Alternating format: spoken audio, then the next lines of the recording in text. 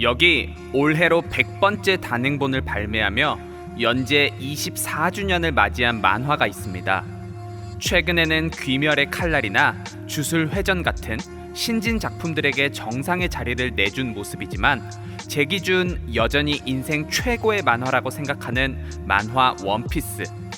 오늘부터 저는 바쁘디 바쁜 현대 사회를 살아가는 여러분들을 위한 원피스 에피소드별 총정리를 진행하려고 합니다.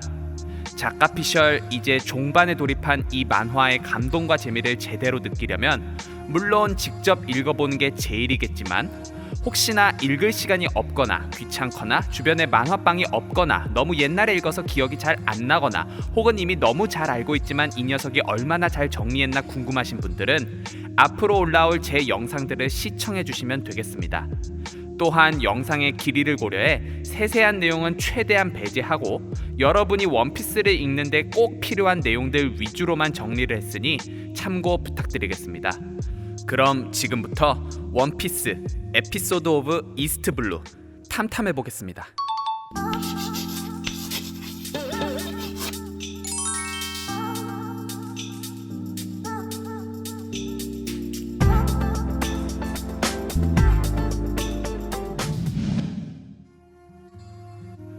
누군가가 저에게 만화 원피스의 가장 큰 매력이 무엇이냐 물어본다면 저는 치밀하고 방대한 세계관이라고 답할 겁니다.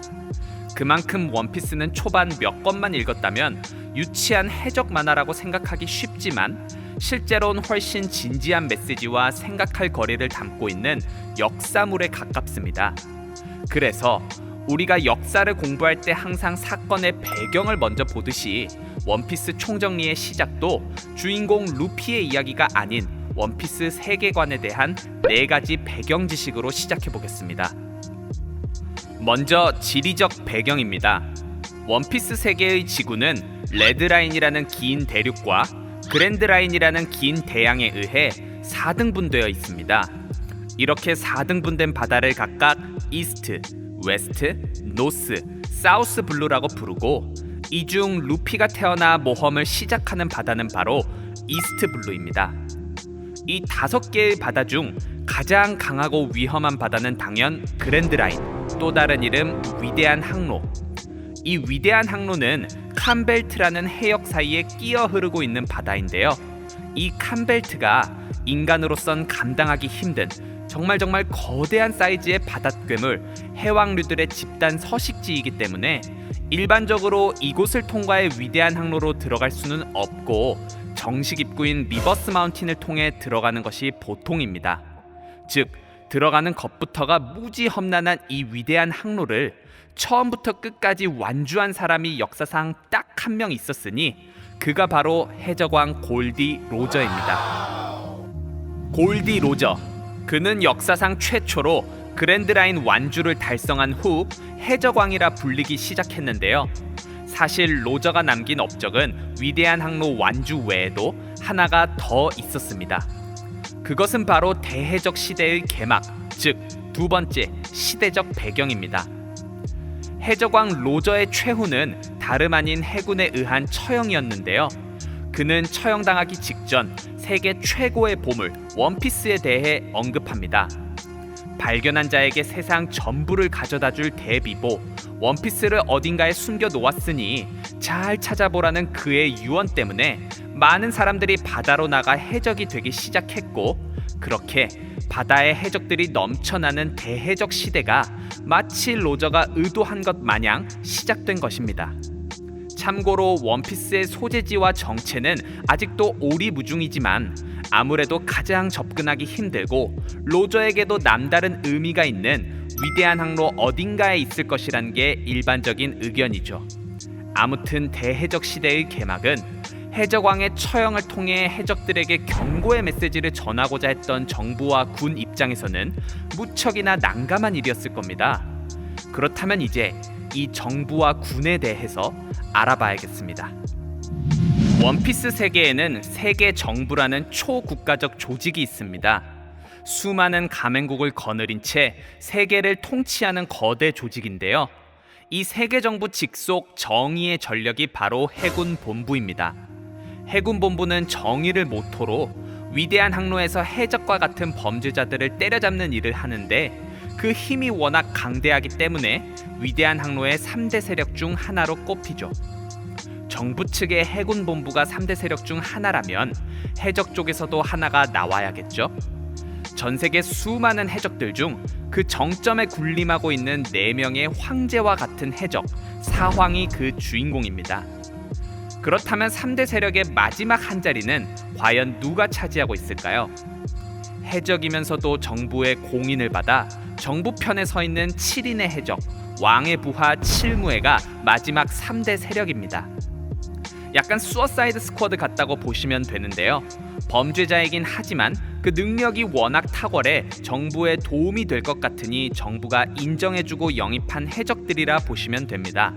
그 TO가 7명이고 당연히 정부가 아무 해적이나 영입하진 않을 테니 엄청나게 강한 놈들만 칠무해가 된다고 보면 되죠.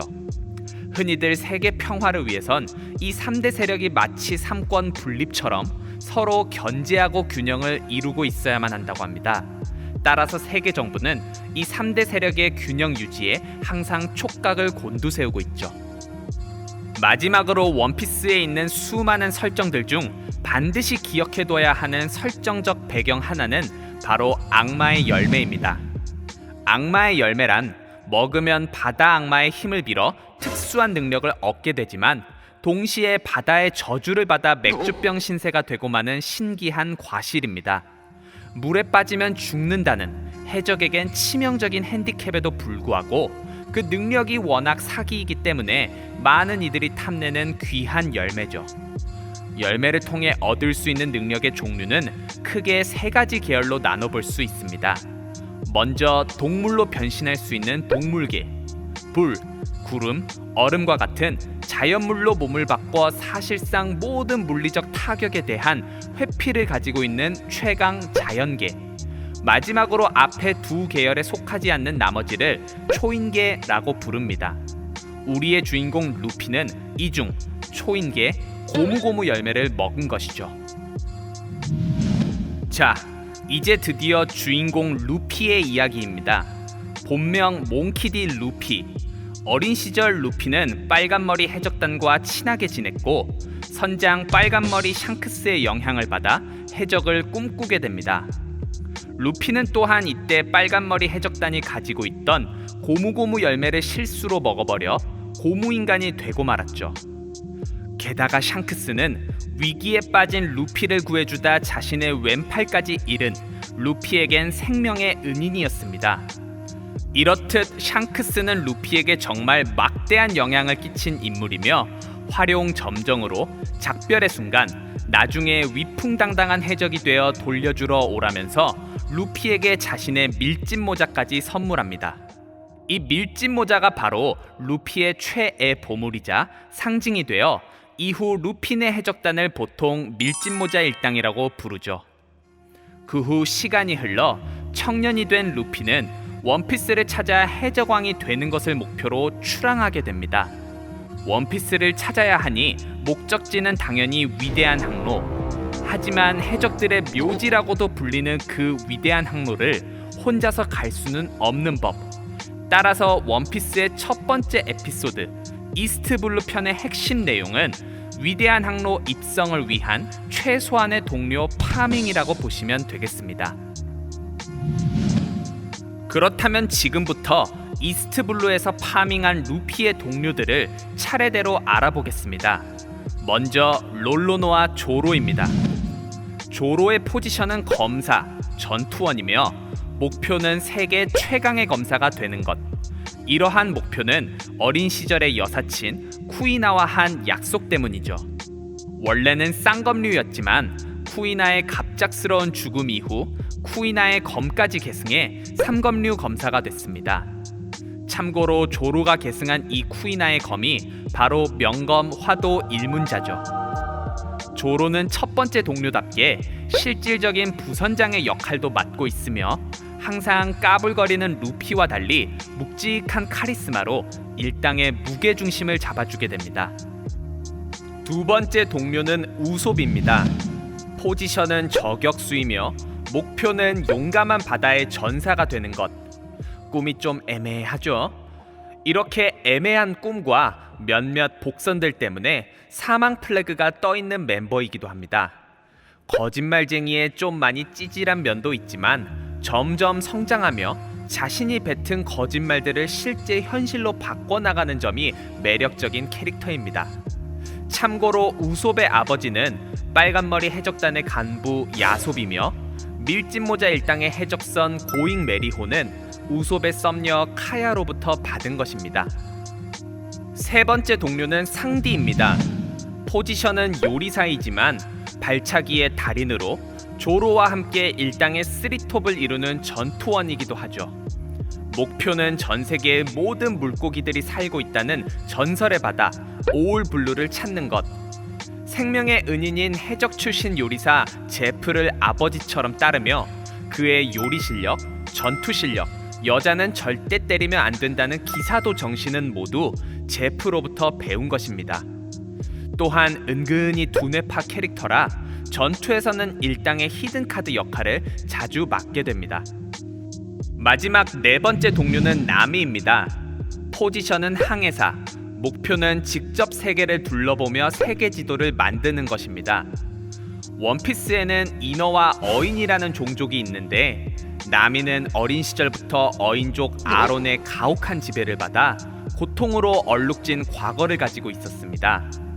이 때문에 루피를 잠깐 배신하기도 하지만 그 아론을 루피가 무찔러주며 이스트블루 편 마지막 동료로 합류하게 되죠. 나미는 항상 당돌하고 에너지 넘치는 모습으로 일당의 비타민 같은 존재라고 보시면 되겠습니다. 이렇게 4명의 동료를 파밍하며 그 과정에서 여러 적을 쓰러뜨린 루피 일당은 마침내 사실상 정부로부터 동쪽 제1의 악당으로 인정받게 되고 이에 루피는 3천만 벨이라는 파격적인 첫 현상금까지 걸리게 됩니다. 루피와 그 동료들 외에도 이스트블루 편에서 기억해둬야 할 인물들이 몇 명 더 있습니다. 첫 번째로 코비. 코비는 해적선에 붙잡혀 노동 착취를 당하다가 루피 덕분에 해방된 캐릭터입니다. 그는 당당한 루피의 모습에 자극을 받아 이후 자신의 꿈인 해군 장교에 도전하기로 하죠. 해군이 꿈이지만 해적인 루피를 동경하는 독특한 녀석이 탄생한 겁니다. 다음으로 해적 광대 버기입니다. 동강동강 열매의 능력자로 루피와는 참으로 질긴 인연을 보여주는 미워할 수 없는 빌런입니다. 게다가 샹크스와는 해적 견습생 시절 동기라는 독특한 인맥도 보유하고 있죠. 세 번째, 맨눈의 미호크입니다. 세계 최강의 검사로서 조로의 목표 그 자체이자 앞에서 설명드린 칠무해의 멤버이기도 합니다. 이스트블루 편에서 잠깐 등장해 조로를 순삭해버리는 위험을 보여줬죠. 또한 샹크스가 팔을 잃기 전까진 검사 라이벌 관계였다고도 합니다. 다음으로 어인족 아론과 핫지. 아론은 나미를 괴롭혔던 장본인이며 철저한 종족주의자이자 어인 우월주의자라 인간을 아무렇지도 않게 죽이고 혐오하는 악당입니다. 그의 부하로 있었던 문어 어인 핫지는 아론의 명령을 따르긴 했지만 악의는 없었다는 설정인데요. 이 둘 역시 나중에 직간접적으로 재등장하니 기억해 두시기 바랍니다. 해군 본부의 대령 스모커와 상사 타시기도 기억해 두셔야 할 캐릭터입니다. 스모커는 자연계 뭉게뭉게 열매의 능력자로 루피 체포를 삶의 목표로 삼아 끈질기게 루피를 추적하는 해군이죠. 스모커의 부관 상사 타시기는 조로의 죽은 여사친 쿠이나와 똑같이 생긴 데다 검사이기까지 해 조로를 쩔쩔매게 만드는 캐릭터입니다. 이스트블루 편 막판 스모커는 루피를 체포할 찬스를 얻었지만 한 인물의 방해로 놓치고 마는데요. 그 방해꾼의 이름이 바로 드래곤. 지금은 이 이름 정도만 기억해 두시기 바랍니다. 원피스 총정리 첫 번째 에피소드 이스트블루 편은 드디어 꿈에 그리던 위대한 항로로 입성하는 밀짚모자 일당의 모습으로 끝이 납니다. 사실 원피스의 진정한 재미는 위대한 항로 입성 이후부터라고 할 수 있죠. 그럼 저는 이만 여기서 인사드리고 훨씬 흥미진진한 두 번째 에피소드 알라바스타 편으로 찾아뵙겠습니다. 긴 시간 동안 영상 시청해주셔서 감사합니다.